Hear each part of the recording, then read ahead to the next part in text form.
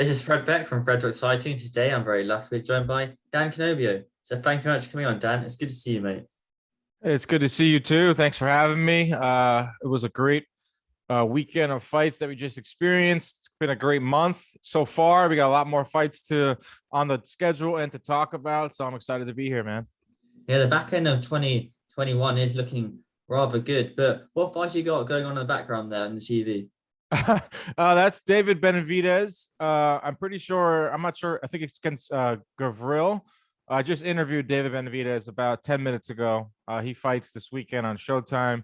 He, of course, is in the Canelo Alvarez sweepstakes.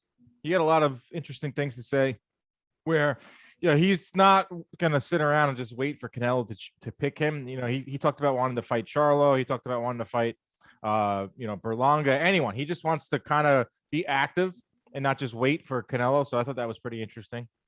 Yeah, sure thing. I know that if it's going to fight Charlo would have to definitely move up because David, I don't think he'll be going down to 160 anytime soon. But what are your thoughts on the overall or last weekend's action then with Canelo? Oh, I thought it was great from top to bottom. I mean, the undercard was kind of, fans were like, what's going on with this undercard? It's not the greatest, but ended up having two really big knockouts, one of which Anthony Durrell was, an uppercut that was a cartoonish uppercut from Durrell. So I thought the undercard was good. Friday night, Michaela Mayer and Maeva Hamadouche put on one of the best women's fights of all time. Hamadouche threw I think the third most punches ever in a fight, in a women's fight. So that was good Friday. Then of course the main event, Canelo and Plant was a major event. Every time Canelo fights now, it's must-watch TV. He's giving you everything. The walkout I thought was excellent. The fight itself was entertaining. I mean, Plant really gave a good account of himself. He had a good jab. He had some good counter punching. He was making Canelo think in there. He's frustrating Canelo a little bit, but the only thing that he lacked is the power. He just wasn't. Canelo didn't respect any of his power, so he was able to walk through some of those shots, and then boom, that 11th round, Canelo just showed who he is and why he's so special. Walking that tightrope and then just going for the kill. I mean, he's giving you everything right now. He's talking trash. He's giving you big events. He's giving you historic events. He's chasing history and he's knocking guys out. So he checks all the boxes right now. He is the guy in boxing. Yeah, right, Danny certainly is. And do you feel that Caleb Plant surprised a lot of people in that fight by his performance at all? Yeah, I think so. I think if you kind of knew what he was heading in, if you follow boxing or followed his fights, you knew that he was kind of a crafty, type of slick fighter. He's got a really good defense, but he just doesn't have the power. I mean, he's more about placement. He's more about precision. So I was actually a little shocked that, he was able to go that long. I took the over, which was 9.5, and I took Canelo by knockout. So I kind of, that's how I saw the fight going. But yeah, I thought Plant fought well. I thought he, made Canelo think in there more than his last couple opponents. I mean, I thought that he fought better than Saunders. I thought that he definitely fought better than Callum Smith. But it's interesting. He made like 10 million. He's going to make a lot even more with the pay-per-view and once the final tallies. I'm interested to see what's next for Plant. Will he come back? Because he's not going to make that type of money for the foreseeable future. But I thought he looked good. Yeah, that was actually my next question about who do you think looked better, Caleb Plant or Billy Joe Saunders? But you answered it there with saying Caleb Plant. And where do you think, obviously kind of cliche, my words out here, it's this kind of a cliche question of asking, where do you think Canelo goes from here? Do you think he stays at 168 or do you think he goes up, down? Where does he go? Oof, man, I mean, he's got a lot of options. I think there's like 6 or 7, opponents that he could choose from, ranging in 2 different weight classes. I don't think he goes, 160, those days are over. So I do think he stays at 168. I would like to see him fight David Benavidez. I think Benavidez has the best, accolades. No one's really deserving because no one has really fought anyone to give him that shot. And I also don't think, the word deserve belongs in boxing because guys get chances for all different reasons. But take a look at Benavidez's history, 2-time 168-pound champion. I understand why he is a two-time champion, because one, he failed a drug test for cocaine, and the other for losing his title on the scale. So no one's gonna have any pity for him when it comes to like maybe crying that he wasn't able to get that shot. But the guy was a world champion. Not only that, Fred, he's got the best style, I think, to disrupt Canelo. Maybe not beat him, but give him a very good fight, because he throws a lot of punches, close to 70 around, which is number one at 168. And he lands punches 25 around, which is number one at 168. And he's got power too. So the only thing is the knock on him is his defense, but his defense is actually improved. So Benavidez is the guy that I would like to see. I would not be surprised by Charlo. I wouldn't be shocked if he goes up to 175. Canelo has showed you that he'll literally take on any challenge. So, better Bivol. But what I would like to see would be him versus Benavidez. Yeah, certainly. And they're both on PBC, and they just score on PBC, which right now is probably one of the easier fights to make, I would say. And if we just move on a bit from Canelo, I want to talk about you a bit of your kind of working at Compubox. How do they kind of work out the Compubox stats? So there's someone like the little clicker every time a jab lands. How many people jab watching the fight? Yeah, so it's a family business, started in 1985, and it's pretty much stayed the same in terms of how we classify the punches, but the technology has gotten better on our end. There's 6 buttons. There's jab, jab miss, jab connect. There's power, power miss, body connect, and we have a keypad. And we're either ringside or we are in our studio with a very good, angle from the networks and all sorts of angles. And we just track each. We have 2 punch counters. One tracks one fighter, one tracks the other.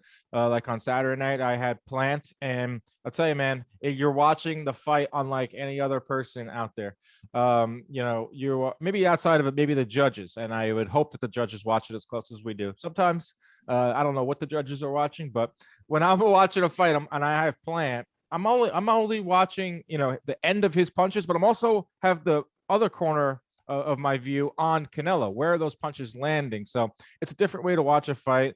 It's interesting. I love doing it, and it's a family business. So it must have happened though, like when the fight's got really good, when the fight's got knocked down. You have forgotten to click any of the buttons then? Just forgotten to do it for 10 seconds while the fight's happening. Say one fighter got knocked down, they got that back up, and the fight's about to finish. Do you ever have moments where you might just forget to click a few buttons? No, we're trained. We're highly trained. It takes a lot of focus, but it's only 3 minutes at a time. You got to just hone in. You can't miss anything, and you register what you just saw, and you do it in real time. There is human error, of course, but we've got it down to where we've limited the human error, and we have really good employees here. We have some of the best former fighters. We have guys that have been in boxing their whole lives. I'll tell you, man, it's unlike anything else when it comes to training for this job. And we're now in our 35th year. I think our work speaks for itself, but yeah, it's a human element. I think the human element should remain in sports, whether it's judging, umpires, refs, and it could be looked at as a controversial tool. I understand that, but it's to gauge a fight. It was never intended to determine a winner or loser. It was never determined to have a say on who won the fight. It was simply something that you would look at while you were watching the fight, or a broadcaster would use to help with narratives, help with storylines, and that type of thing. Yeah, it's definitely something the boxing needed, something that the fans and even the pundits probably find very useful. And Compubox also linked to the new boxing game called Esports Boxing Club. You must have heard of it, right? Yeah, we are teamed up with them. We're gonna provide stats, or there's gonna be stats on the video game, and we're excited. And that game when we were on board with them was maybe like a year and a half ago, and this is before they signed a lot of the fighters. So it seems like every week they're signing a new fighter. So I'm excited for the game. I can't wait for it. Yeah, Compubox is part of the Esports Boxing Club. Do you have any idea when the game might be released then? That's the main question, right, Fred? I don't know. I know just as much as the next guy. I hope soon. I know that they're putting a lot of effort and they want to get it right. And I think fans are excited when they see the new fighters, and it shows you that they are, working on the game. And I've seen some of the updates from some of the guys at the Esports or Steel City Interactive. It's going to be awesome. So I'm waiting. I can't wait. Hopefully, I don't think it's going to come out this holiday season, but I can't wait to get my hands on that game. Yeah, it certainly does look quite good. I remember them saying, I think Lyndon Arthur, who's in the game as well, was telling me about probably going to be early 2022 when the game gets released. And since you're kind of linked to the game, you're going to get a free copy of it then. I hope so, but I will gladly pay. I was trying to talk them into having me as like a hidden character. You know, you have to win a certain amount of fights. You unlock. Nah, that wouldn't work because no one wants to play a video game with me besides me. But you never know. They could have you in like the crowd sitting down by the ring or something like that. That could be good. Yeah, should have us at the table counting the punches. You know, you want to make this game authentic?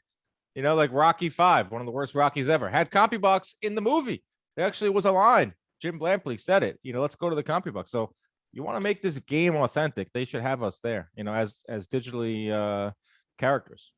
Exactly. You got to have it as realistic as possible. All right, Dan, don't take too much time today. Thanks so much for your time. And where can people find you on social media, at Instagram, Twitter? You got anything else coming up you want to shout out?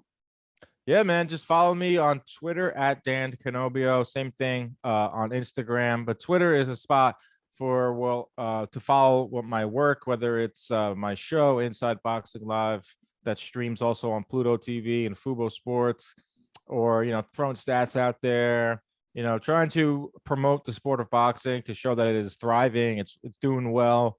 This month it's going to be great. I think the end of the year, from now until the end of the year, it's going to be great. So if you want to follow along for stats and interviews, and yeah, man. So how old are you, man? I see you look a little young there. I like to see that the next generation of boxing media. I like this a lot, man.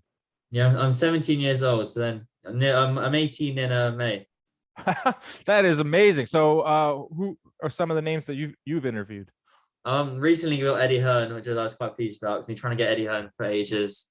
Demetrius Andrade, Colin McGregor's coach, John Kavanagh. It's hard when I do it off the top of my head. Also got Steve Barnes, Mike Costello, Peter Fury, Bruce. Okay. I got a few now. I've been very. That's awesome. People I've got, How'd you get into the boxing? Well, obviously I boxed a bit as an amateur, and then I just wanted to kind of. I always watched IFL, on Boxing Social, and I always thought, oh, I'd love to do that. And I thought, why not just send a few DMs? That's how I do it. I just DM so many people on Instagram, send a bunch of emails as well. If they got the website, when I go on the website, go to contact. Most of the time you don't get any replies, but occasionally send 100 DMs, you get 5 replies, then you got 5 interviews, There you go. You got to grind, and you're doing it the right way. You're putting a lot of effort into it, and you're starting at a young age. So I would tell you to keep it up, man. Getting Eddie Hearn was probably cool, right? Always kind of looked up to him. He's great, Eddie. He's a good interview, and he really accepts, that he's a polarizing figure. He loves to hate. He understands it, but he also he loves the praise too. So that's awesome, man. I think you're doing a good job, and I would tell you to keep on going with it. Yeah, thanks, Dan. We'll catch up soon then, man. I really appreciate it. Thank you. All right. Thanks, Fred.